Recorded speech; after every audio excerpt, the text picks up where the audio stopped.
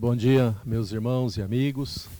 Como é bom estarmos aqui mais uma vez com a nossa mesa de explanação bíblica, realizado pela Primeira Igreja Batista de Presidente Prudente, com o objetivo de estarmos levando a palavra de Deus, levando as boas novas de salvação.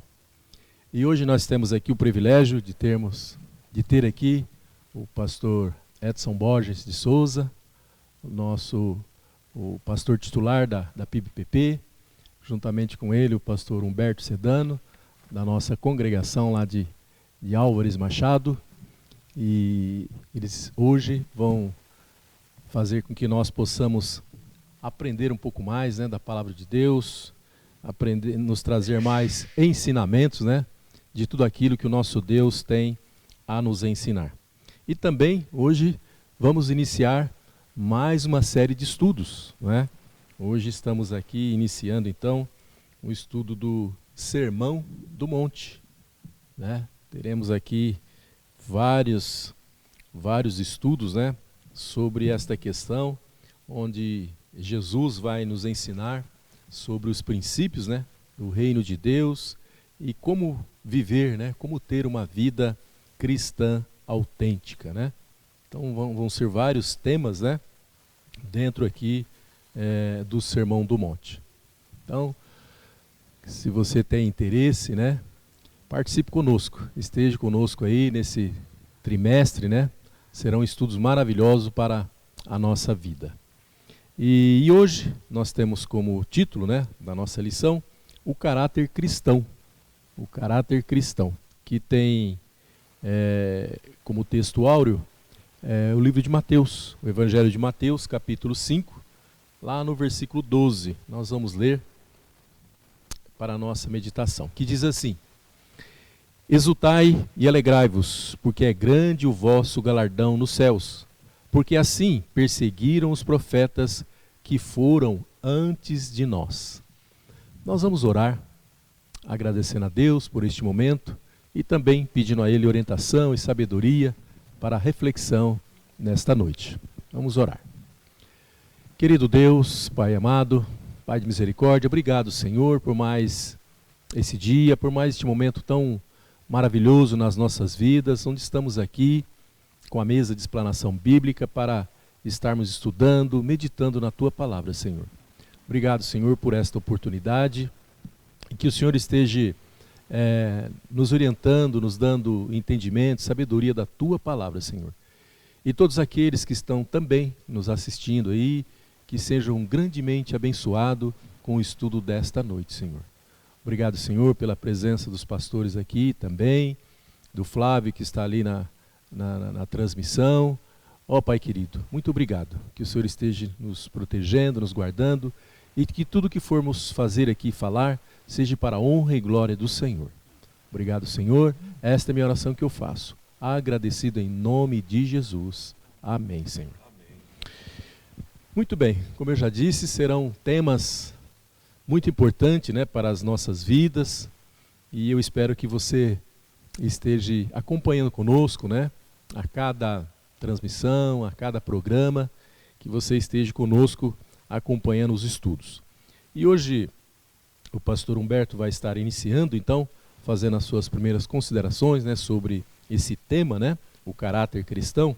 E logo em seguida, então, o pastor Edson estará fazendo a última parte, desse estudo e a conclusão. Vamos acompanhar. Boa noite, pastor Edson.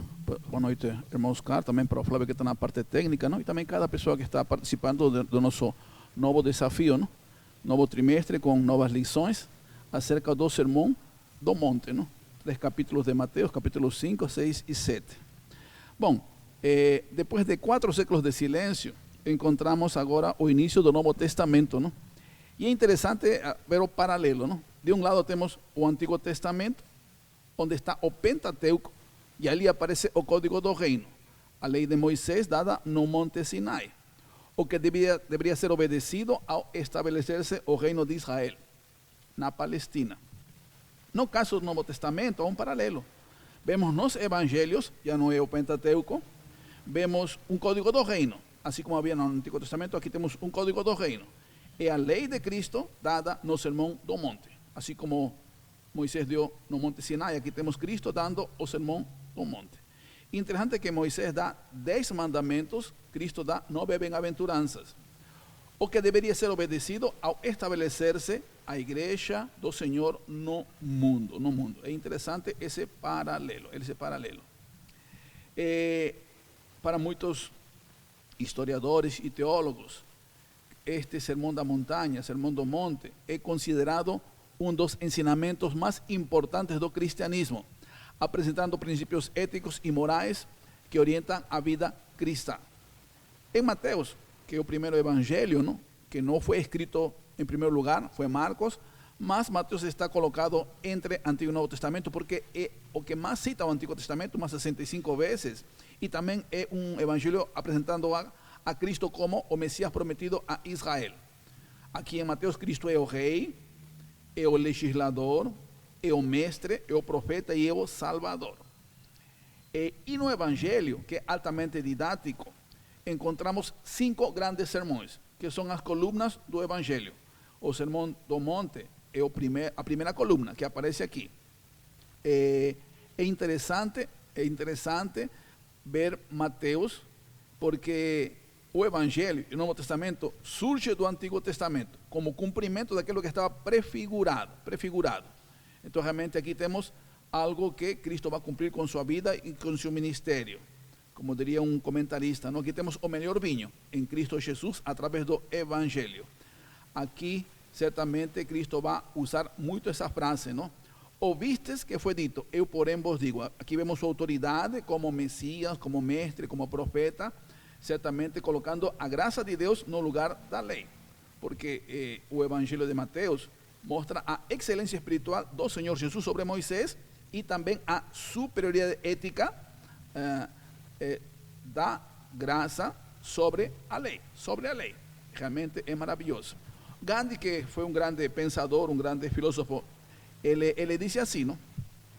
Que se todos os livros do mundo, sagrados, importantes, se perdessem, se queimassem, mas o sermão da montanha fosse preservado, então não teria se perdido nada. Imaginem a importância que tem o sermão do monte segundo Gandhi. Agora aqui temos também outro paralelo. Aqui temos 2 dispensações. Temos lei, Antigo Testamento, graça, Novo Testamento. Temos 2 revelações. A que vem através de Moisés, a que vem através do Senhor Jesus. Temos 2 profetas como mediadores.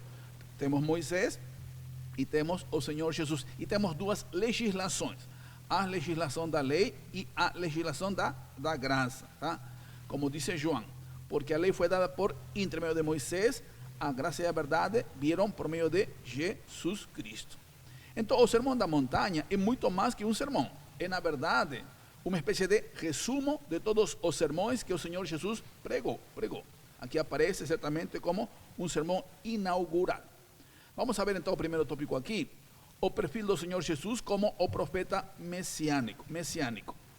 Como comentamos, Mateus foi escrito para os judeus. E ele fala ao coração de Israel diretamente, apresentando ao Senhor como o Messias prometido a eles através do Antigo Testamento. E uma coisa que a gente não pode deixar passar, também temos outro paralelo, é que observem como surge Moisés e como surge o Senhor Jesus, que é o novo Moisés, o Moisés maior. Porque depois de 4 séculos de silêncio, 4 séculos de escravidão no Egito, surge Moisés como profeta e libertador, legislador também. Depois de 4 séculos de silêncio, surge Cristo também como profeta, como Messias. E certamente isso já estava profetizado através de Moisés. Vamos ver isso daqui a pouquinho. Agora, o esboço do Evangelho de Mateus, que é o Evangelho real, apresenta o Senhor Jesus como o rei. Tá? No capítulo 1, vemos a genealogia real de Cristo. No capítulo 1 também ainda vemos o nascimento do rei. No capítulo 2 vemos a adoração do rei. No capítulo 2 também vemos ainda a conspiração para matar o rei e o salvamento do rei, que vai para o Egito, não? Capítulo 3 vemos o batismo do rei. Capítulo 4 vemos a propaganda do rei, quando ele vai a ser anunciado por o Batista, não? Que vinha aquele que era maior do que ele, não? Que Cristo realmente, ele é o arauto. Já vemos o programa do rei através das pregações dele. Vemos a paixão do rei, capítulo 16. E no final vemos o poder e a ordem do rei para anunciar o evangelho a todas as nações. Então estas são as 5 colunas do evangelho de Mateus. Primeiro, Sermão da Montanha, capítulo 5 ao 7. O sermão missionário, capítulo 10, onde envia os discípulos a pregar o evangelho. As parábolas do reino, que está ali em Mateus 13. Temos o sermão sobre a igreja, capítulo 18. E temos o último sermão, o quinto sermão, que é o sermão escatológico, capítulo 24 e 25. Então, interessante que, como já comentamos, depois de 4 séculos de silêncio, quando há uma dominação estrangeira, que os egípcios, Deus levanta a Moisés. Agora, depois de 4 séculos de silêncio, há um império dominando que era o romano, o Senhor levanta a Cristo. Porque 1500 anos antes, Moisés tinha dito assim: o Senhor, teu Deus, te levantará um profeta do meio de ti, de teus irmãos, como eu, a ele ouvireis. E esse dia chegou quando Cristo começou a ensinar a palavra do Senhor. E Cristo vai ser o maior dos profetas, o profeta maior, com a profecia definitiva para a humanidade através do Evangelho. Lembremos quais eram as características de um profeta. O profeta era levantado em tempos de crise moral e espiritual. Assim, ele denunciava o pecado do rei, autoridade, como também do povo. Ele também chamava ao arrependimento. Ele anunciava o juízo ou punição sobre a nação que não se arrepende. Ele profetizava a vinda do Messias. Ele anunciava o julgamento final também da humanidade e profetizava o estabelecimento do reino. E Cristo foi o profeta perfeito. Denunciou a corrupção dos fariseus. Mateus 23 é claramente isso mostrado. Chamou ao arrependimento desde o início do seu ministério. Falou do juízo divino, capítulo 10 e 11. Cumpriu as profecias sobre o Messias, porque ele era o Messias que veio para cumprir a palavra. E em Mateus 24 e 25 dá seus sermões escatológicos, onde ele fala do julgamento final e do estabelecimento do reino de Deus. E interessante, não? Apesar de ser tudo isso, o profeta perfeito, como ele disse, não? Ele não foi aceito em sua própria pátria. Ele disse assim, não? Jesus, porém, les dice: não há profeta sem honra a não ser na sua própria pátria e na sua casa. Então Cristo foi rejeitado, mesmo tendo as credenciais do profeta do Senhor. É interessante que nem todo profeta fez milagres. Nem todo profeta fez milagres. Moisés fez, Elías fez, Eliseu fez. Mas Cristo fez tantos milagres, mesmo assim ele foi rejeitado pela nação e foi crucificado, certamente em forma injusta. Mas dentro do plano de Deus, certamente ele, através da sua morte no Calvário, ele nos salvou. Agora entramos aqui no chamado primeiro tópico aqui, o credenciamento dos súditos do reino. Lembrando que aqui se usa muito a palavra bem-aventurado, que é uma palavra hebraica, não? No hebraico a palavra é esher, que significa bem-aventurado, feliz, significa abençoado. Agora é interessante definir essa palavra, porque no Antigo Testamento e na era antes de Cristo, secularmente era usada para a pessoa que era abastada, que era rica, que era próspera, que tinha certamente muitos bens. Pessoa que estava em essas condições era bem-aventurada. Esse era o conceito secular do termo. Só que na Bíblia, no Antigo Testamento, o bem-aventurado é aquele que é aprovado por Deus, por isso que é abençoado. E essa palavra aparece em toda a Bíblia 71 vezes, bem-aventurado, singular e plural. Onde mais se concentra esse termo é no Saltério, nos Salmos. Aparece 20 vezes, aparece mostrando quem é bem-aventurado. Aquele que teme a Deus, aquele que obedece a Deus, aquele que é perdoado, aquele que é reto, aquele que ajuda ao pobre. Em resumo, o bem-aventurado no Antigo Testamento é aquele que faz a vontade de Deus. Deus o aprova, Deus abençoa a ele, a sua família, a suas descendências. Assim começa Salmo 1, assim começa Salmo 112, Salmo 119, Salmo 128. Então, realmente, quem é bem-aventurado? Aquele que fazia a vontade de Deus no Antigo Testamento.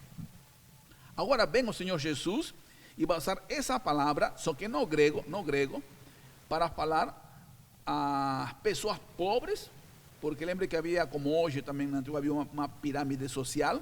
No topo lá em cima estava o César, logo tínhamos os reis, tínhamos certamente os governadores, os centuriões, tínhamos os sumos sacerdotes. Logo lá embaixo, na parte baixa, assim, na base, quem estavam? os pobres, os pecadores, as prostitutas, os escravos, não? E o Sermão da Montanha, ele dirigiu aquelas pessoas mais carentes da sociedade, que eram oprimidas pelo império, que eram pobres, que eram marginalizadas, que eram os párias da sociedade. Então, Cristo dá um sermão para essas pessoas como um bálsamo, com bálsamo. E nesse sermão, quando o Senhor fala, não? Bem-aventurados, ele usa a palavra 9 vezes aqui, sendo que as 2 primeiras falam da conversão da pessoa que entra ao reino de Deus, que é o que vamos saber daqui a pouquinho. As seguintes 5 bem-aventuranças fala para a pessoa que já se converteu, agora é transformada e é como Cristo no caráter de Cristo. E finalmente se fala das últimas 2 bem-aventuranças, da perseguição daqueles que são como Cristo. Então temos conversão, transformação e perseguição. Como já comentamos, ¿no? Já comentamos, a palavra no grego aqui é Macarios, bem-aventurado, é feliz. E é interessante porque há uma expressão na época antiga conhecida acerca de Chipre.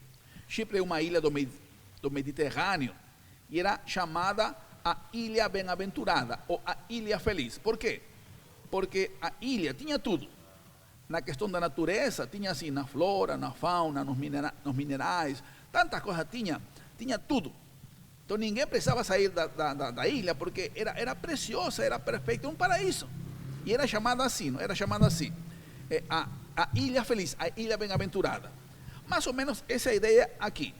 Aquele que está em Cristo tem tudo, então é feliz, é bem-aventurado, não tem por que sair da presença do Senhor. E ele vai começar a falar isso, não? Vai falar isso, não? Acerca da primeira bem-aventurança, não? Quando ele diz, não? Bem-aventurados os pobres em espírito, porque deles é o reino dos céus. O que temos nessa primeira bem-aventurança? Aí temos a confissão da pessoa. A pessoa pobre em espírito é a pessoa que é pecadora, a pessoa que não é santa, a pessoa que precisa do Senhor. Lembra que Deus criou o homem, corpo, alma e espírito, tricotomia, 3 em 1. Ele morre espiritualmente, então é pobre em espírito. Ele tem que reconhecer que é pecadora. Aqui temos essa primeira bem-aventurança. Diante da confissão, o que se lhe otorga à pessoa? O reino. O reino. É o que o Senhor falou para o próprio Nicodemos. Ele só poderia ver o reino, ele só podia entrar no reino, se ele certamente nascesse de novo. Então aqui temos essa questão, não, da confissão. Reconhecer que é pecadora, reconhecer certamente que a pessoa é carente do Senhor, que tem que nascer de novo, é a primeira condição para entrar no reino e ter a credencial de um cidadão do reino. E temos algo interessante, não? Porque, observe, como que nasce uma criança? Qual é o nascimento biológico e qual é o nascimento teológico? Porque é um paralelo.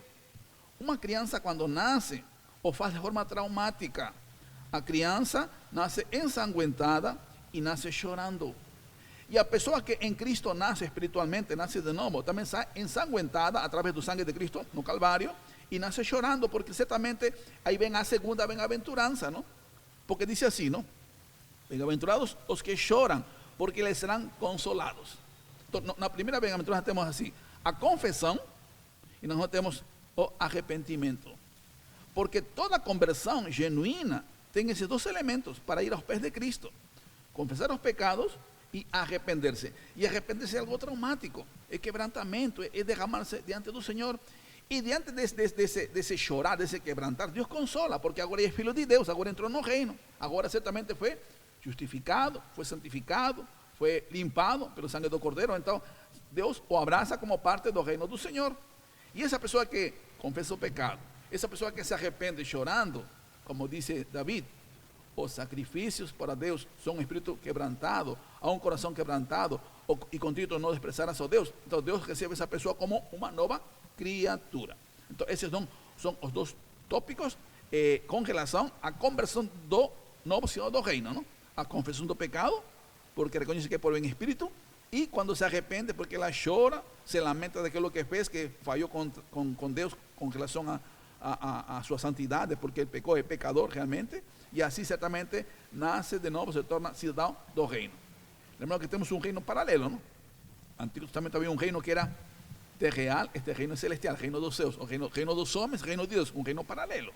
E este reino é maior que o anterior, que se perdeu, que foi destruído, que foi dividido. Este reino é diferente, é para sempre. Então, a pessoa que se converte a Cristo, certamente o faz através da confissão e do arrependimento. E vamos a ver depois aqui nos seguintes tópicos, não? Como essa pessoa agora vai a refletir o caráter de Cristo nas seguintes 5 bem-aventuranças. Boa noite, pastor Humberto. Boa noite, diácono Oscar Pereira.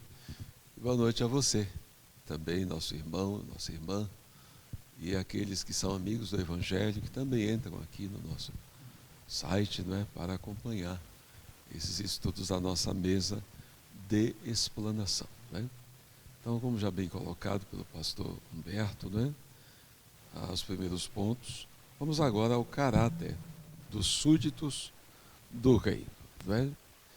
Então, como já bem lembrou o pastor, essas bem-aventuranças, na verdade, resumem todo o ensino de Jesus. Né?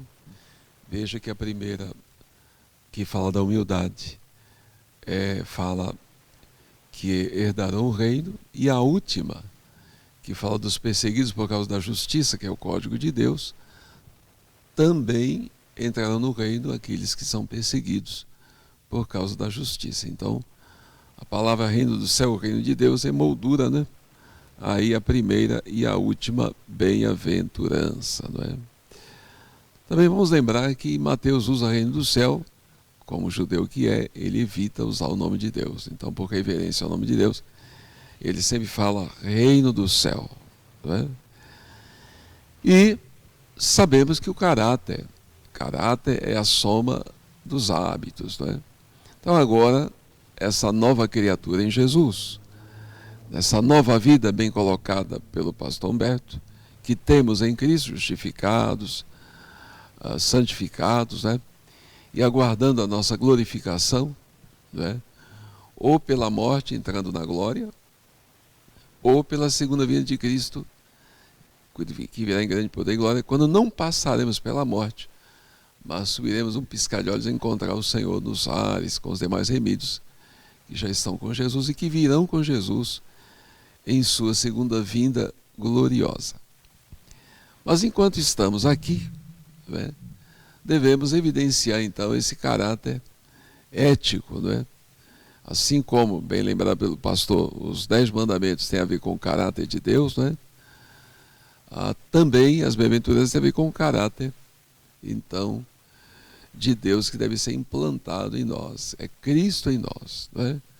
Como lembrou Paulo em Gálatas 2:20, não sou eu quem vive, mas é Cristo quem vive em mim. Então, à medida que vamos crescendo na graça e no conhecimento de Cristo, a gente vai evidenciando a presença de Jesus em nós. Né? Por isso também, né, pastor Humberto e Moscar, os cristãos eram chamados de pequenos cristos, ou cristianos, né? Aqueles que seguem a Cristo. Né? E o ser humano, por ser pecador, toda a raça humana cai em Adão, né, pelo pecado, a sua tendência é sempre que o pecado, na verdade, é um atrevimento contra Deus. Percebe? O homem afronta a Deus e a sua lei. Deus faz uma aliança, então, com a nação de Israel, colocando essa nação, como está em Êxodo 19, 6 e 7, como um reino de sacerdotes na terra. O sacerdote apresenta o homem a Deus, enquanto o profeta apresenta Deus ao homem. Essa nação vai receber o Messias, que é não só para Israel, mas para o mundo inteiro, porque Deus forma essa nação para trazer o Salvador do mundo. Essa aliança tem um escrito, que é o Velho Testamento, né? Todo o Velho Testamento tem a ver com a aliança de Deus, né? Então toda a pregação dos profetas, os salmos, tudo está centrado no Pentateuco, que é a base de todo o Velho Testamento. Agora, com a chegada da nova aliança de Jeremias 31:30, veja que Jesus, na última ceia, ele diz, né? Eis a nova aliança no meu sangue. Essa nova aliança, o Novo Testamento, tem o seu escrito também. Então Jesus agora, ele vai aprofundar o que nós já sabíamos, né, da velha aliança. Então, se lá na velha aliança, matar é tirar a vida de alguém, né, homicídio.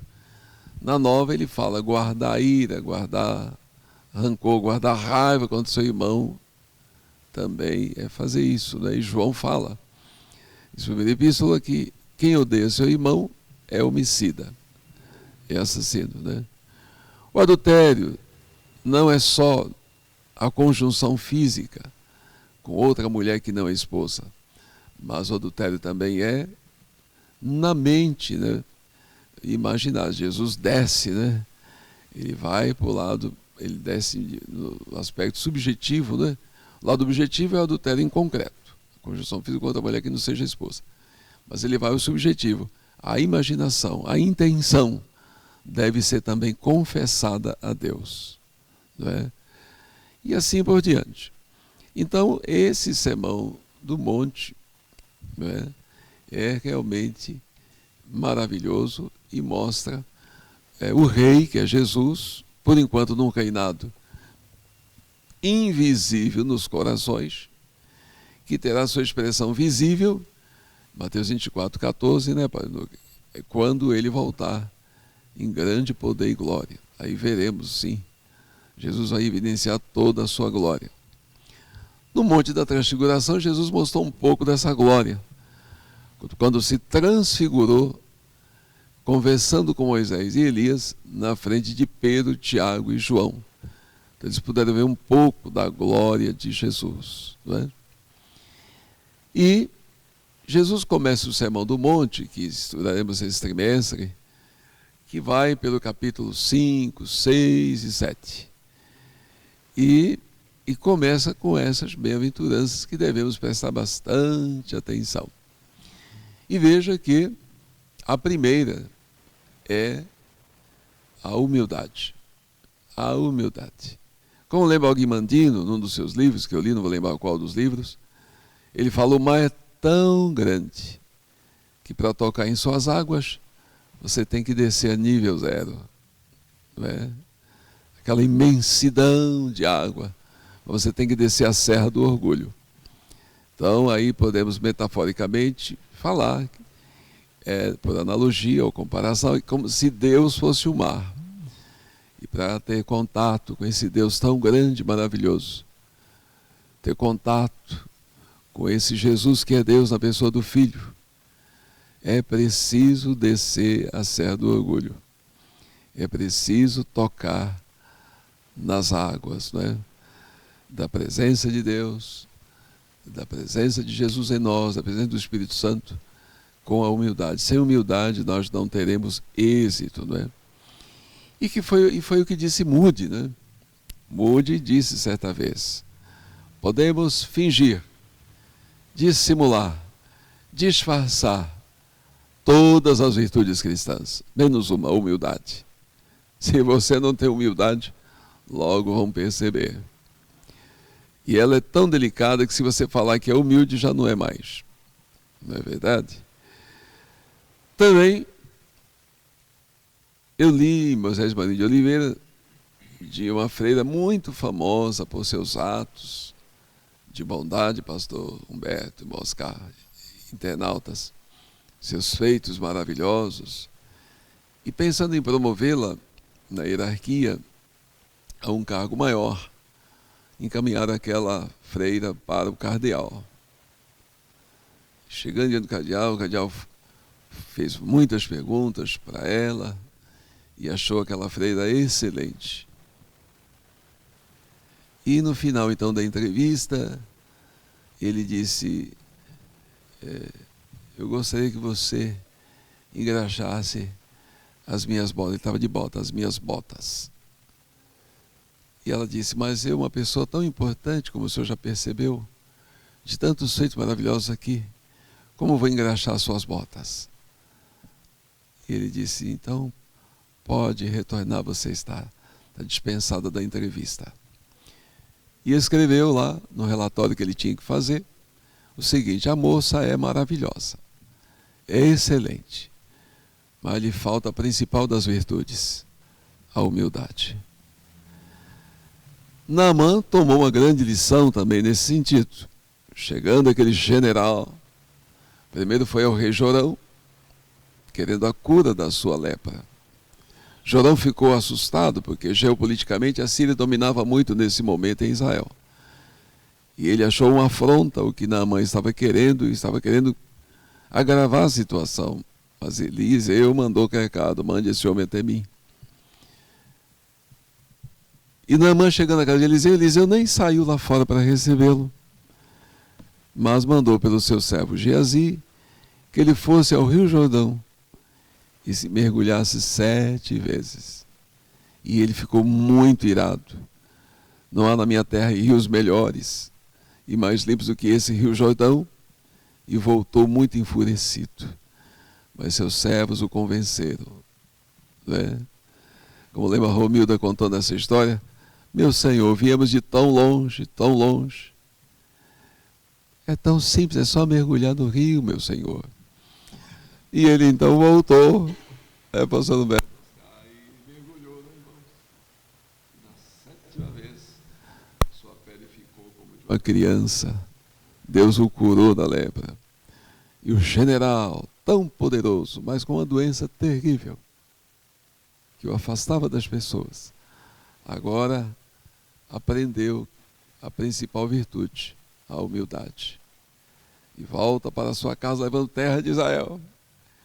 E diz: olha, eu sei que o verdadeiro Deus é esse. E que Deus me perdoe quando eu tiver que me curvar diante de Rimon com meu Senhor. Ele voltou crente no Deus verdadeiro. Não é?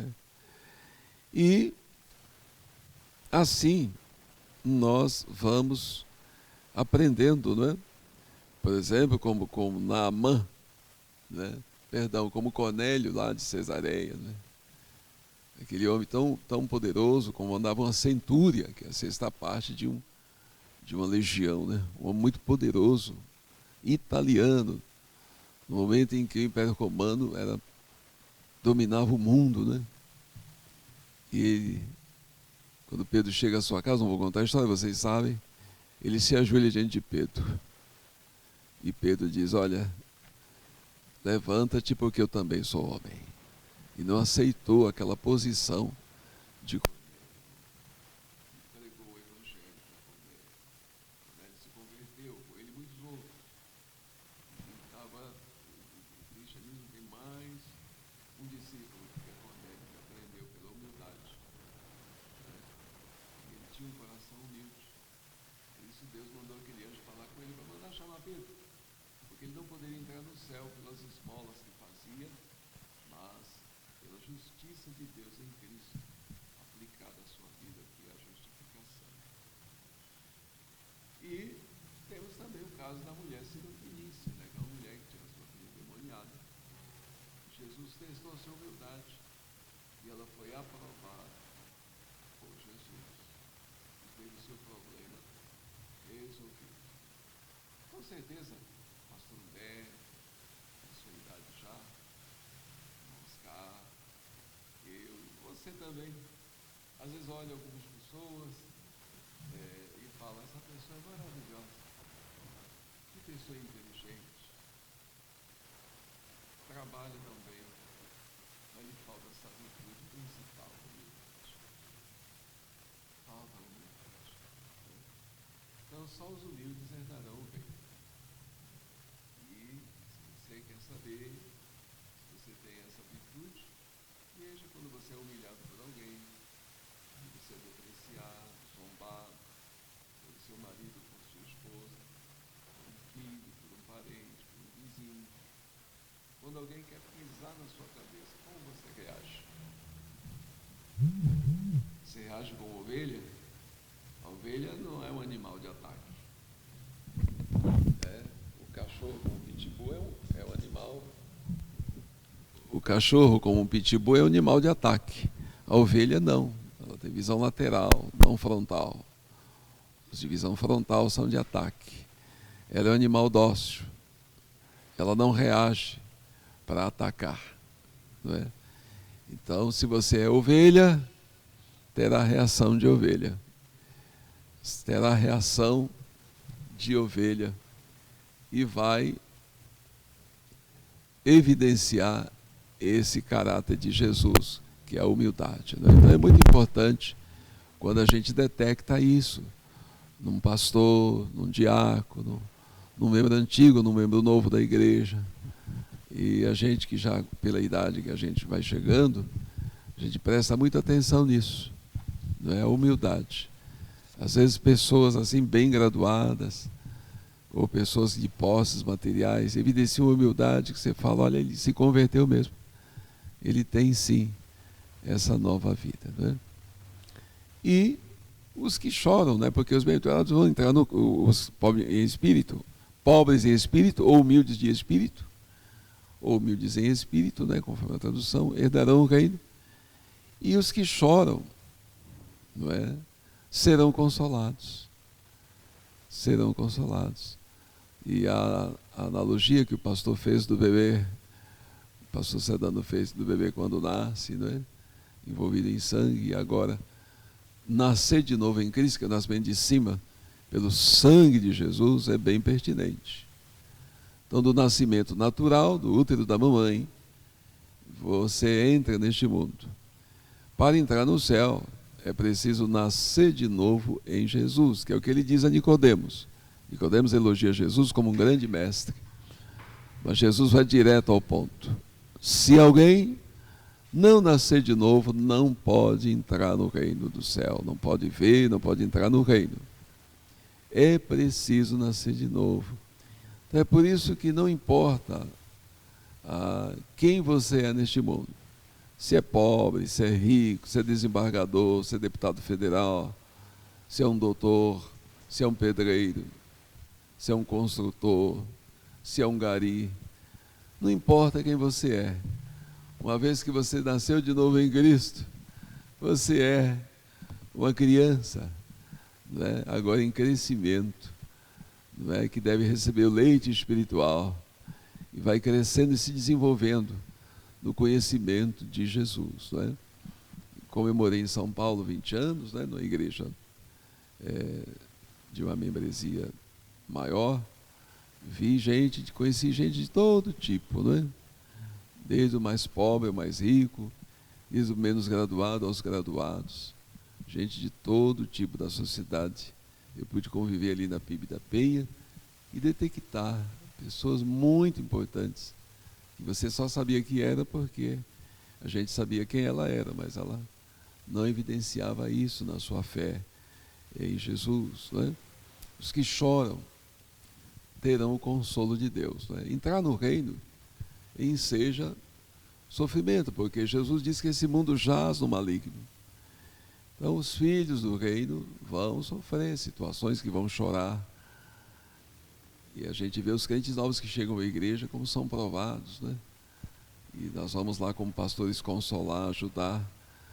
Mas por mais que nós falemos, sabemos que quem consola mesmo é Deus, né? O Espírito de Deus consola e conforta. Também está no caráter desses discípulos o espírito afável, né? A mansidão.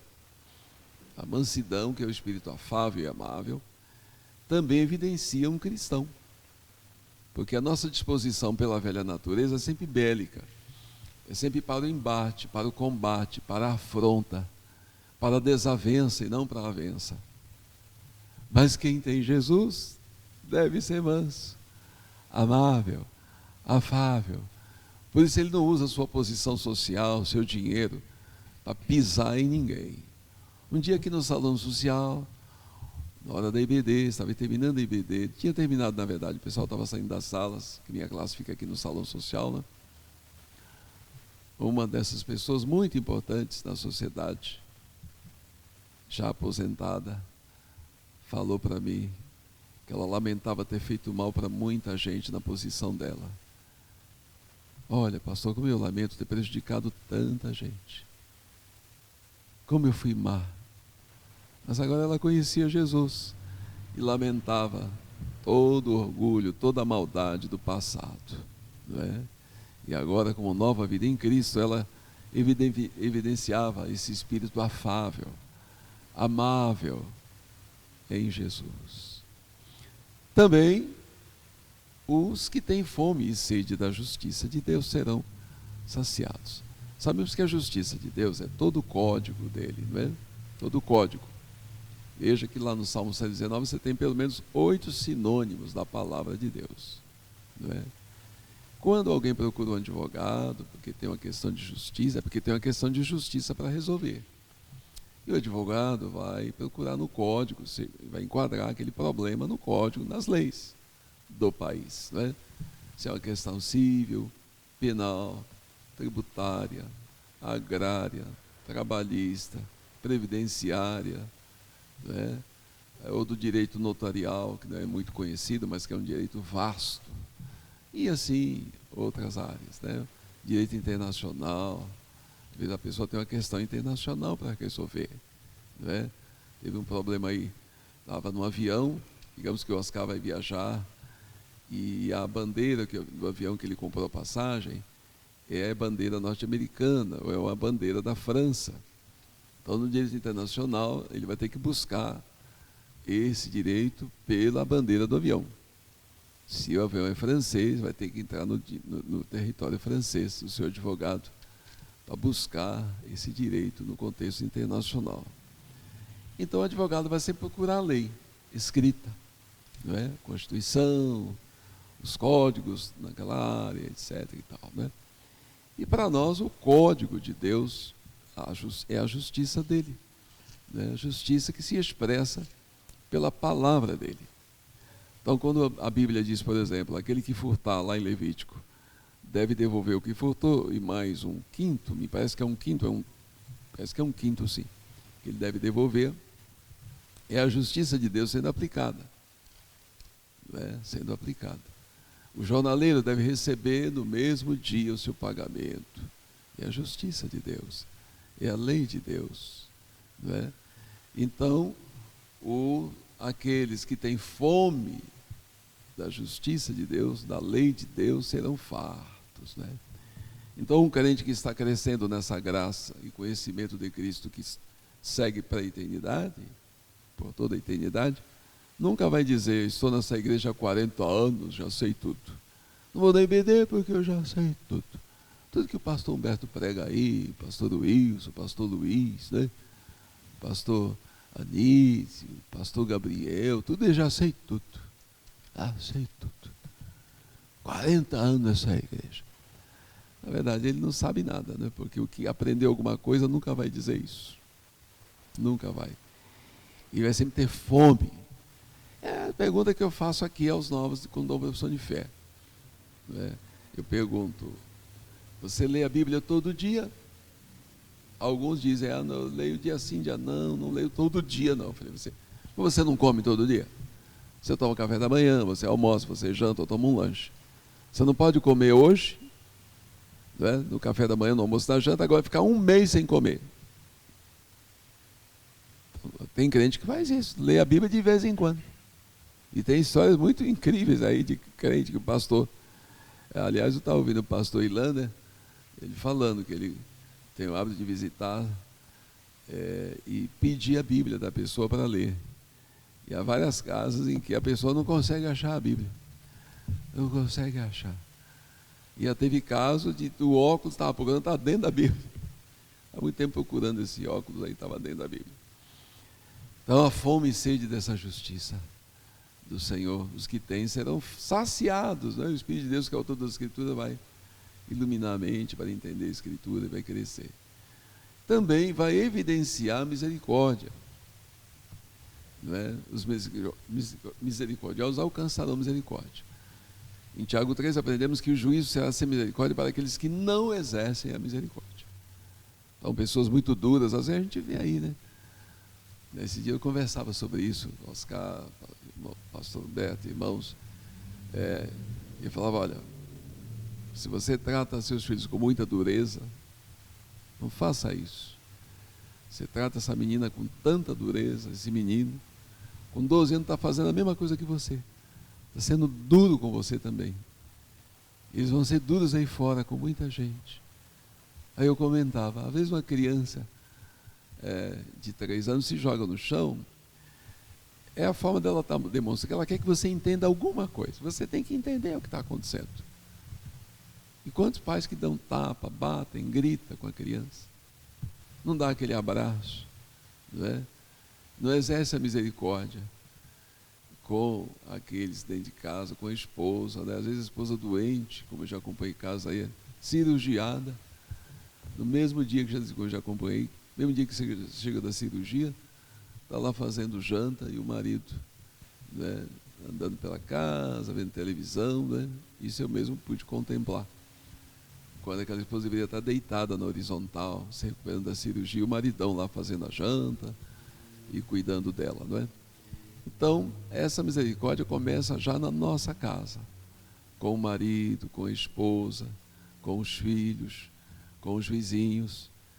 Quem exerce a misericórdia, alcançará a misericórdia. Como lembrou Tozer, seja duro com você, brando com os outros. Duro com você, brando com os outros, não é?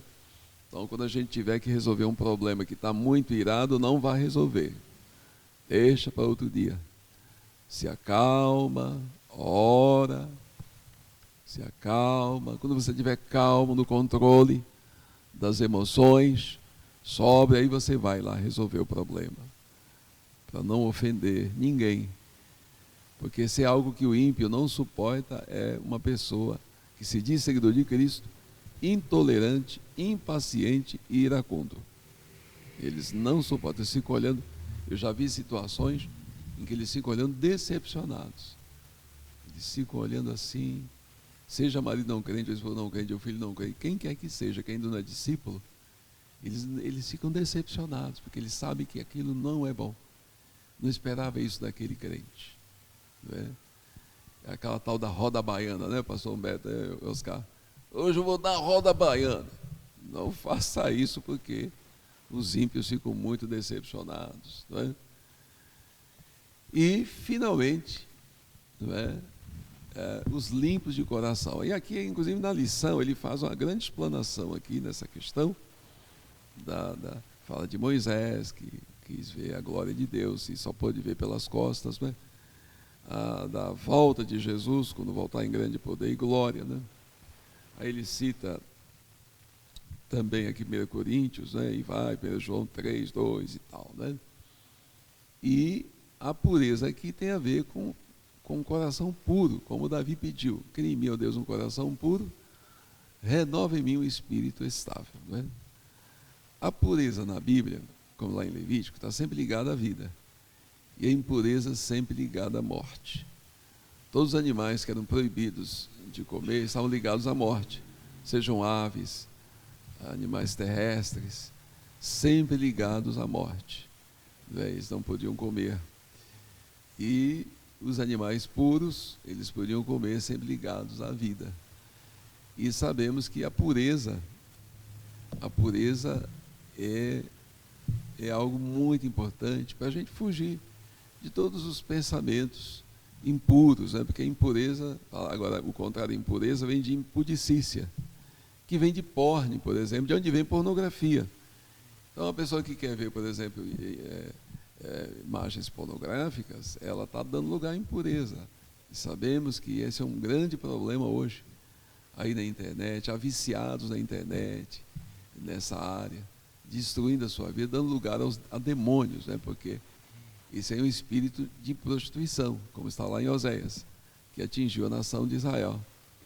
Então a impureza, ela traz muita desgraça. Toda malícia, toda cobiça, toda maldade que transita nessa área tem a ver com a impureza. Então, aqueles que dão lugar à impureza não herdarão o reino. Vejam que Paulo, em 1 Coríntios 5,11, diz que você não deve tolerar os impuros, nem comer com eles, inclusive, nem sentar-se à mesa com eles. Vejam que os falsos mestres, em 2 Pedro 2, têm a impureza como um dos pontos de perfil do seu caráter mau. E entre eles também, lá listados, está a ganância. São impuros e gananciosos, né? Veja o conselho que Balaão deu para destruir Israel. Tinha a ver com impureza, né? E que matou muita gente. Então, os limpos de coração verão a Deus, e os que persistirem no caminho da impureza não verão a Deus, né? Também os pacificadores, que ele bem aqui destaca. O crente é um agente da paz. Reconciliados por Deus, somos agora um agente da paz, né? E a paz precede a reconciliação, que precede a confissão de pecados. Então, devemos ser agentes da paz. Pacificadores serão chamados filhos de Deus. Todo filho de Deus é um agente da paz. É um agente. E quanta coisa que ia comentar, mas meu tempo já estourou aqui, né? E vou terminar com os perseguidos por causa da justiça. Aqueles que são de Cristo serão também perseguidos por causa de Cristo. Porque o mundo jaz em trevas. O mundo quer sempre fazer a coisa errada, do lado errado, né? E a gente vê pessoas que sofrem muito por não aceitarem fazer a coisa errada. Perdem privilégios, às vezes na instituição que trabalha, privilégio às vezes na família, né? Às vezes é perseguido pelo próprio pai, pela mãe, por irmãos, por chefes. Mas, como disse A.W. Tozer, quem está com Deus está com a maioria. Veja que Jó ficou sozinho. Até a esposa disse-lhe: por que não amaldiçoa teu Deus e morre? As crianças zombavam de Jó. Seus amigos o desprezaram. Jó ficou sozinho, mas com a melhor companhia, com Deus. E o final de Jó foi maravilhoso. Então, fique com a melhor companhia, né, daqueles que andaram com Deus, como está em Hebreus 11, lá foram maltratados, perseguidos, passaram fome, viveram errantes por cavernas e desertos da terra. Homens que andaram tão perto de Deus, que o mundo não era digno de tê-los entre si. Então, que você tenha essa coragem de viver a justiça de Deus, manifestando como empresário, como empregado, não é? Manifestando como cidadão brasileiro, cidadão do reino de Deus, que está acima da cidadania terrena, a justiça de Deus, no seu falar, no seu agir, que você realmente seja um exemplo. O pastor saiu num comentário que eu estava ouvindo dele e disse: eu nunca ouvi um empresário agradecendo a Deus por ter aumentado o salário dos funcionários, né? Como é bom que a gente visse isso, né? Aquele crente que pode comprar fazendas e fazendas e fazendas, ou casas e casas e casas, aumentando a renda, dando um salário excelente, bem melhor, e compartilhando, né, mais ainda do que tem, para que outros possam ter também uma vida abençoada pela justiça de Deus, né? E às vezes eu fico pensando, né, já pensou se os ricos que são crentes no Brasil e no mundo tivessem essa visão de Deus? Eu já tenho 10 fazendas. Eu vou ficar com 5, e 5 eu vou dividir em lotes para famílias que queiram plantar, e vou ainda dar infraestrutura para ajudá-los. Já pensou como o mundo seria diferente a partir do Brasil? Porque há muita coisa que a gente cobra do governo que nós podemos fazer e resolver. O Oscar Dias me dava um exemplo lá, quando ele esteve nos Estados Unidos visitando a filha, nesse furacão último que esteve lá, ele estava lá, aquele de mais de 200 km por hora do vento, né? E tem uma árvore caída, a própria comunidade vai lá, resolve o problema, não fica só esperando o governo, faz a sua parte. Inclusive, segundo o próprio Oscar me falou, na pandemia, o governo mandava um cheque lá para as famílias que precisavam. Não precisava entrar em fila como aqui no Brasil, ficar, não, o governo já enxerga o problema. Como cidadão também devolve, por exemplo, ele tem pessoas por afinidade ligada a ele lá nos Estados Unidos, que recebeu o cheque do governo, como não precisava devolver o cheque. Né? Porque não precisava. Não é como aqui que alguns pegam e pega mais ainda se puder fraudar. Não. O discípulo de Cristo não faz isso, porque ele vive a justiça de Deus. Que evidenciamos em nosso caráter, na soma dos hábitos no dia a dia, essa ética que Jesus quer que nós evidenciamos para provar que somos mesmo seus discípulos, filhos de Deus. Muito bem, meus irmãos e amigos. Os irmãos já observaram, né, através aí do esclarecimento, né, dos pastores, que neste período de estudo, né, do Sermão do Monte, realmente Jesus nos dará dicas, né, para termos uma vida segundo, né, os seus princípios, né. E eu só gostaria, pastores, de a gente comentar um pouco mais sobre a questão, né, e a comparação, né, que a revista inclusive faz aqui, né, dizendo como profeta, né, Moisés subiu a um monte no qual recebeu, né, a lei prescrita por Deus para reger os hebreus como nação. E semelhantemente, né, Jesus também subiu ao monte, não para receber, mas para promulgar a lei, né, do reino. E nós vemos aqui na revista, né, que ao pronunciar o Sermão do Monte, Jesus fincou, né, o marco inicial de uma nova dispensação da lei de Deus. Às vezes, as pessoas acabam confundindo, né, não tendo aí um esclarecimento muito claro, né, a respeito, né, da lei, né, e agora aqui o Sermão do Monte, onde Jesus realmente faz esse pronunciamento, né, da nova dispensação da lei de Deus. Então, eu gostaria que os pastores, então, fizessem aí um comentário. O pastor Edson, inclusive, já deu aí, né, uma dica, já falou algo, né, que realmente mostrando aí não a diferença, né, entre a lei e agora a promulgação de Jesus, dizendo aqui da nova dispensação.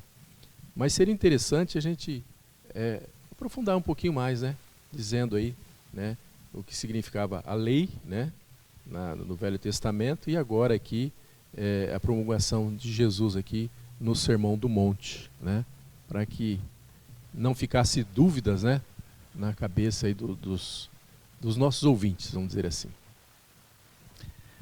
Então, quando o Senhor Jesus vem, como já comentamos, não? Ele vem como um novo legislador também, não? Ele estabelece um código do reino que é superior ao de Moisés.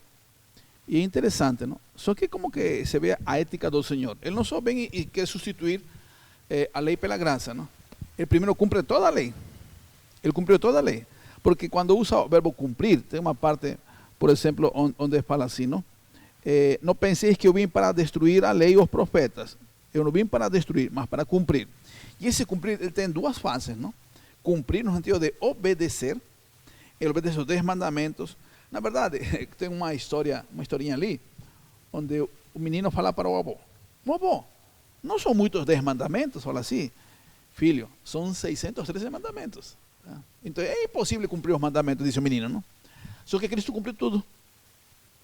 Porque para morrer na cruz, ele teria que ser santo, perfeito. Então a única pessoa que cumpriu toda a lei, cumpriu aqui de obedecer, foi Cristo, a única pessoa. Essa é uma fase da palavra cumprir, obedecer, e ele cumpriu tudo isso. Assim morre na cruz, ele cumpre a lei. E outro sentido da palavra cumprir aqui é o sentido de profecia, porque a lei também falava de um profeta que ia vir, como disse Moisés, e ele veio. Só que vemos assim: o homem no Antigo Testamento fracassa na lei, o mesmo Moisés. Você vê, os 3 irmãos, Moisés, Arão e Miriam, eles morrem no deserto, não entram na terra prometida. A lei nos salva o próprio legislador que foi Moisés. Então vem Cristo, morre na cruz, ele obedeceu a lei, ele cumpriu a lei, e ele também, a sentido da profecia também, ele morre como Salvador. E a Bíblia fala, quando Paulo explica, nós morremos com Cristo para a lei, quando nos convertemos. E entramos no patamar da graça. E algo que não aparece aqui, mas é pertinente entender, é a pessoa do Espírito Santo. Porque esse processo, tanto da vinda de Cristo, que nasce no Espírito, cresce no Espírito, ele vai para o deserto no Espírito, enfrenta a Satanás no Espírito, ministra durante 3 anos e meio no Espírito, ressurge no Espírito, é o mesmo que nós precisamos para poder entrar nessas três fases. Então é ali que a gente sai da lei e entra na graça, a substituição. E outra coisa interessante ali, são 9 bem-aventuranças, e quando você vê o fruto do Espírito, também são 9. Amor, são 9. E em quanto tempo uma criança se forma? 9 meses. O 9 na Bíblia aponta a isso. Plenitude de Deus. Então só na plenitude de Deus, Cristo cumpre a lei. E só nós em Cristo, através do Espírito Santo, que está vinculado ao fruto do Espírito, às bem-aventuranças, nós podemos cumprir também a lei. Por isso que quando diz Paulo assim, não? Amor, alegria, paz, paciência, benignidade, bondade, fé, mansidão, temperança, contra tais coisas não há lei. Porque aqui que está em Cristo, está no Espírito, está na palavra, a lei está para trás, nós estamos em outro patamar. E como o pastor já falou, e vamos ver as lições futuras, porque a lei dava a letra. Por isso Paulo fala, não, a letra mata. O que dá Cristo e o Espírito? É a profundeza do mandamento. O que é adulterar? Aquele que consuma um ato. Para Cristo não é isso só. É aquele que já olhou alguém com um olhar lascivo, não? Pernicioso. Então, observe que a lei em si de Moisés, ela é exigente. Só que em Cristo a graça é mais exigente que a lei ainda. Está em outro patamar, em outro patamar. Então, realmente, através de Cristo, a gente pode, no Espírito Santo, cumprir a lei através da graça, através de Cristo, com Cristo. Porque a gente não vai cumprir a lei individualmente, sozinho, autônomo de Deus. É na dependência do Senhor. Quem anda no Espírito, certamente não anda na carne. E assim pode certamente obedecer ao Senhor. E esses 3 estágios que estamos olhando aqui, das bem-aventuranças, só através do Espírito Santo que a gente pode assim, incorporar na sua vida e ser algo concreto. Porque muita gente usa a Bíblia, não só o Sermão da Montanha, como algo intelectual, não? Algo intelectual. Não, tem que ser algo incorporado em nós. E quem incorpora isso? O Espírito Santo, não? Que logo a gente vê lá, e ele é desvendado, que também estava oculto, mas estava operando, não? Então realmente aqui, Cristo vem e coloca a graça em uma dimensão maior que a lei, substitui a substituição. E uma coisa interessante, não? A lei no aspecto assim, geral, a lei toda, ela tinha 3 blocos. A lei moral, os 10 mandamentos, havia aquele bloco, a lei cerimonial, liturgia, cultos, as festas litúrgicas, e a lei ético-social, como relacionar-se com as pessoas, quando, por exemplo, se um boi entrava na minha lavoura, ou um boi que era de outra pessoa, e estragava, comia minha lavoura, destruía. Então havia leis com relação à relação ético-social, 3 aspectos, com relação a Deus, com relação a si mesmo, com relação ao próximo. Tá? Essas 3 dimensões, Cristo cumpre na cruz, e nós, agora, na dimensão do Espírito Santo, aqueles 9 aspectos do Espírito também se cumprem no mesmo sentido, com relação a Deus, ao próximo e a si mesmo. Então, essas 3 dimensões, na graça, são satisfeitas para cumprir a lei em forma plena, na dependência dele, não? Porque a gente sozinho não faz nada, não? Mas temos que morrer com Cristo, como diz Paulo, para andar no Espírito e assim poder certamente fazer a vontade de Deus. Então, realmente é uma substituição, realmente, não? E quando Cristo morre no Calvário, você também vê isso claramente através do véu que é rasgado, não? É rasgado. Então, já não há nada desse vínculo com relação à lei. O próprio Paulo vai falar que o fim da lei é Cristo. Então, realmente, ele acabou. Lamentavelmente, tem gente que ainda está querendo guardar a lei e a graça, não? Guardar sábado, outros preceitos ali, não comer isso, não comer aquilo, mas para nós não tem nenhum problema, porque já estamos em uma nova dispensação que é a graça, não? Muito bem, essa pergunta de Boscar é muito importante para fechar bem, porque eu cresci na igreja, o Oscar também, o pastor Humberto, e eu ainda vejo crentes antigos com essa dúvida que o Oscar colocou, eles não entendem. O fim da lei é Cristo, Romanos 10,4, o pastor acabou de citar, para a justiça de todo que crê. Mas que lei é essa que teve o seu final? A lei cerimonial.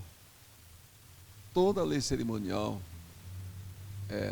ela caiu com a morte de Cristo na cruz, acabou. Né? Então, a gente tem que entender isso. Né? Tudo que tem a ver com aquelas cerimônias, a questão de comer animal, aquele animal, aquele outro, toda cerimonial se finda em Jesus. Né? O que ficou? Só a lei ética ou moral. Moral vem pelo latim e ética vem pelo grego, é a mesma coisa. são os princípios ético-morais que permanecem. Por exemplo, obedecer pai e mãe é ético ou moral? É. Isso continua. Tudo que é ético ou moral permanece. Não caiu nada. Nada. Não é? Na questão mesmo dos 10 mandamentos, 4 tem a ver com a nossa relação com Deus. E 6, a nossa relação na horizontal com o próximo. Né? Então, na questão mesmo lá da relação com Deus, um dia, o princípio é um dia de adoração. Não é? Esse é o princípio. Deus fez o mundo em 6, descansou em 1. E lá agora, linhas do 29, não é? Farás o trabalho em 6 dias, descansarás 1. Então, o reconhecimento de que você deve parar um dia para descansar e adorar, é para reconhecer que Deus é dono de tudo, da sua vida, da sua família, do que você tem, do ar, de tudo. Tem que parar para entender isso. Está lá o princípio. Né? Está lá o princípio, que você deve realmente obedecer. Né? Então, Jesus aprofundou, já bem lembrado de novo pelo pastor Humberto. Ele aprofundou, né? Ele foi mais ainda no lado subjetivo, que é aquele lado implícito que a gente não presta atenção. Ele não basta só, matou, mas se desejou matar também está implícito. O explícito é o crime, o implícito é a intenção, a imaginação, a ficar elucubrando, eu intentando, eu vou fazer, que isso já é pecado. Jesus está mostrando isso. Percebe? E depois entender que a lei, né, ela é como o exame, né? Uma ultrassonografia, uma radiografia, ela mostra o problema. Mas o ultrassom não cura ninguém. Né? Nenhum exame cura ninguém. E só mostra o problema. O exame de sangue mostra o problema. Não é? Então a lei, ela mostra quem nós somos. Que nós estamos bem longe do propósito de Deus. E ela mostra o caráter ético, né, ou moral de Deus que a gente deve evidenciar. Né? Na questão mesmo dos bens, que Paulo repete lá em 2 Coríntios 8 e 9, ao que tinha muito, falando do maná, né? Qual é o princípio do maná? O que tinha muito não sobrou. E ao que tinha pouco não faltou. Deus deu recurso na terra para todo mundo viver dignamente. Então, por isso que o cristão, quando ele entende isso, como Colgate entendeu, como o dono também da farinha Quaker, né? Os Quaker também foi um homem assim, e muitos outros riquíssimos na história do Evangelho, que entenderam isso e foram grande bênção, sustentando missionários. Né? Então, muito a gente pode fazer quando entende realmente o plano de Deus. Eu tenho um amigo em São Paulo, tive a honra de ouvir isso, só esse amigo me falou isso. Ele falou para mim que ele vive com 10% do prolabore dele, da empresa que o pai deixou. E vive muito bem. Esse 10% é muito dinheiro. E os 90% do prolabore ele emprega em missões. Ele sustenta missionários por conta própria, além de também contribuir com o sustento missionário da igreja onde ele é membro, lá em São Paulo, na Igreja Batista. Né? Mas é muito difícil você ver isso. Às vezes eu fico pensando aqui, mesmo quando arrecadar missões aqui na nossa igreja, eu fico pensando, faz um alvo aí, às vezes chegamos a 22 mil reais. Aí eu fico pensando, já pensou se os crentes mais abastados dissessem assim, eu vou fazer um cheque aí de 30 mil, outro de 50, a gente poderia fazer 200, 300 mil reais de oferta para missões. Não é? Ou às vezes o irmão que diz assim, eu tenho um dinheiro aí de um rendimento do banco, eu vou comprar uma casa ali, um apartamento de 300 mil. Não, eu vou comprar esse apartamento, não, eu vou mandar para missões. Eu já tenho tantos imóveis, eu vou mandar para missões. Não é? Cumprindo assim a lei, a justiça de Deus. Né? Então é maravilhoso quando a gente entende isso e pratica isso. Né? Então que Deus ilumine a sua mente, que você não tenha mais essa dúvida. Tem gente que só lê o Novo Testamento porque o Velho não tem mais valor. E pior, ainda fala assim, dízimo, se entra no dízimo, o dízimo é coisa do Velho Testamento. Mas antes da Bíblia ser escrita, Abraão já praticava o dízimo. Com quem ele aprendeu? Isaac, Jacó, aprendeu com Deus, não é verdade? Então, o pastor falou aí da lei, né? O véu rasgou lá, acabando a dispensação da lei, e começa a da graça, não é? Então, e depois vem a do reino, né? Que é Cristo vindo para consumar a história, nessa linha da visão dispensacionalista, que começa com a inocência do homem sem pecado no Éden, segue pela dispensação da consciência, né? Quando Deus manda o dilúvio, em cada uma tem um juízo. Na inocência, a expulsão do Éden, na consciência, o dilúvio. Na do governo humano, a confusão de idiomas. Na da promessa, o cativeiro lá, 430 anos, como Deus falou a Abraão que aconteceria. A da lei que começa no Monte Sinai, teve como juízo a dispersão do povo judeu do mundo inteiro, como juízo porque rejeitaram o Messias. A da graça, o juízo vai ser o anticristo. E a do reino, o Amagedon, que é a consumação da história. Quando tudo isso aqui vai passar, né? Tudo isso aqui vai passar e haverá novo céu e uma nova terra, né? Então a Bíblia continua, ela é palavra de Deus, nada do que ela falou vai cair, só Jesus cumpriu toda a lei, tanto a cerimonial quanto a ética, como o pastor bem relembrou. E vou dizer mais para terminar, Oscar e pastor Sedano. Quando você lê o Novo Testamento, tudo aquilo que acusa Jesus de estar quebrando a lei, na verdade ele não estava quebrando. Ele estava quebrando princípios e regras que os escribas inventaram. Não a lei em si. A lei, como lembrou o pastor Humberto, só Jesus realmente cumpriu. Mas a lei nunca pôde salvar ninguém, que é o que Paulo procura provar. Abraão foi salvo pela fé. Creu Abraão em Deus, isso lhe foi imputado como justiça. Não foi pela lei, a lei é como exame, ele detecta o problema, mas a lei não pode salvar ninguém, nem o exame salvar ninguém. Só Jesus pode, pelo seu sangue remidor, salvar o homem do pecado, da justiça divina, né? E também do juízo final, né? Só Jesus pode dar essa nova vida. Crer em Jesus é o que o ser humano precisa. E o Espírito Santo faz esse trabalho todo dia, convencendo o homem do pecado, da justiça divina, do juízo final.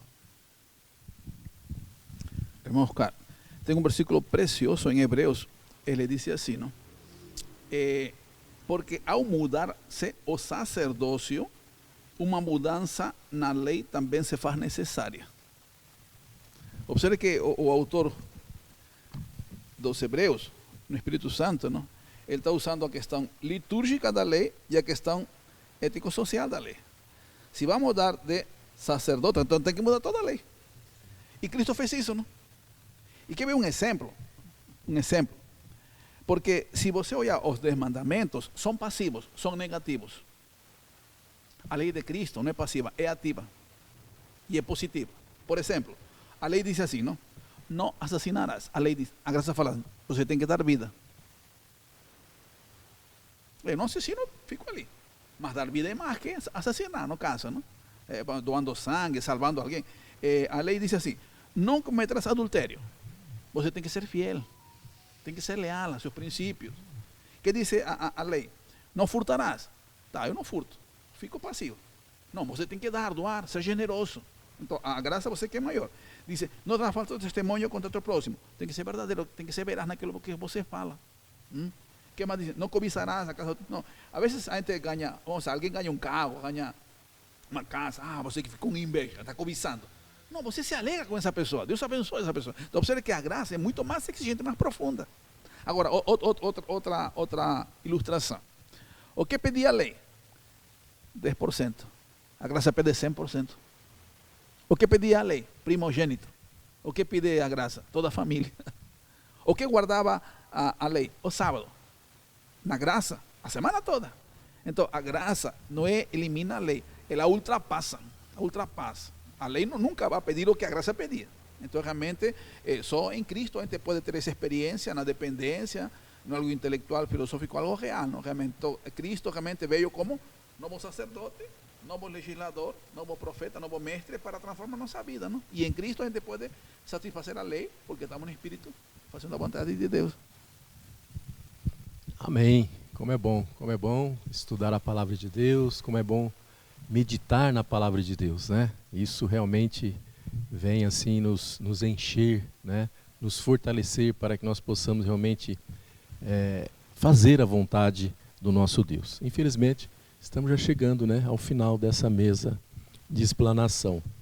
E eu gostaria só de deixar aqui, né, também aqui uma parte com vocês, dizendo que, mediante a fé, né, na obra do Filho de Deus, o cristão realmente recebe, né, a presença do Espírito Santo, que vem fazer morada nele, né, dando-lhe força e poder para ajudá-lo a viver da maneira, né, como Jesus ensinou a desenvolver um novo caráter, né, para a glória do nosso Deus, né.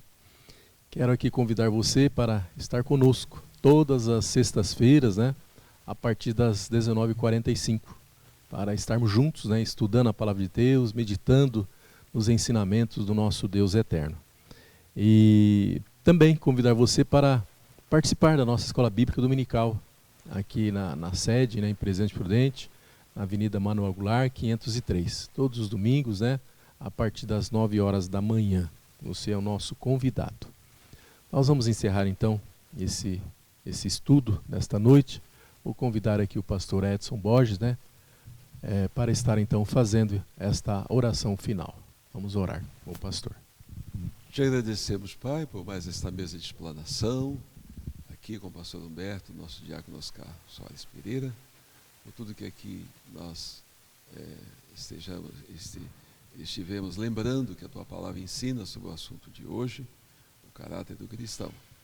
Abençoa os trabalhos ainda desse final de semana, o culto no lar, ó Deus, que temos todas as sextas-feiras, ó Deus eterno, e que seja um culto abençoado na casa da Sara, do Gabriel de Carvalho. Também o culto no Jardim Colina, com o nosso amado pastor Gabriel, nesse sábado. Ó Deus, que seja um culto maravilhoso, abençoado, nesse sábado, 12 de julho. Também quando o pastor Israel vai pregar em Piquerubi, no aniversário da igreja, que ele tenha também a Tua proteção nessa viagem. Abençoa também aqueles que temos orado, que fazem exames de saúde, como o pastor Gabriel agora fazendo os seus exames, cuidando da sua saúde, o pastor Wilson também fazendo exames, se preparando para uma pequena cirurgia, que ele tenha a Tua proteção, a Tua bênção. Ser, Senhor Deus, com cada um, desde os bebês, como a Giovana, que ainda faz o seu tratamento em casa se recuperando, a Giovana medicante de Onel, até os anciãos e anciãs da nossa igreja, cada um nos seus tratamentos, aqueles que se recuperam de cirurgia ainda, como a irmã Sidneia, ó Deus, e tantos outros que tenham, como a Lisângela também, que se recupera. Continua a guardar essas vidas tão preciosas, guarda os nossos jovens neste mês da mocidade, continua a guardá-los, protegê-los, blindá-los em Ti e para Ti. Que vejamos esses jovens graduando em seus cursos acadêmicos, e os que não graduaram, os que já graduaram, sigam firmes olhando para Jesus no seu dia a dia, que constituam famílias dentro do Teu plano e vivam para a Tua glória. Que essa geração jovem, os adolescentes, as crianças que estão chegando, ó Deus, continue levando esse evangelho bendito até que Cristo venha, por nossas gerações até que Jesus venha. Leva-nos com a Tua paz e proteção. Obrigado pela vida do Flávio, nosso diácono Flávio Claudino, na transmissão, ó Deus, aí no som, também a sua filha hoje, a Sofia, ajudando, por toda a nossa equipe operacional aqui, os funcionários da igreja, todas as famílias que integram esta Tua igreja. Guarda cada família, cada ente da Tua igreja aqui, nosso colegiado pastoral. Os irmãos sempre viajam na semana para fazer os trabalhos nas missões, pontos de pregação, sempre estejam como sempre indo sob a sombra da Tua mão invisível e assim voltando. Neste mundo tão perigoso, só Tu podes realmente nos blindar e guardar. Guarda o nosso país também, sempre ser um país livre para o Evangelho. Protege o nosso país, ó Deus, dá-nos pessoas à frente da nação, em todas as áreas de atuação, que temam ao Senhor, que temam a Ti, porque temendo ao Senhor vão valorizar o seu próximo e fazer o melhor dentro da Tua justiça para o nosso povo brasileiro tão querido. E assim oramos, Pai querido, em nome de Jesus. Amém.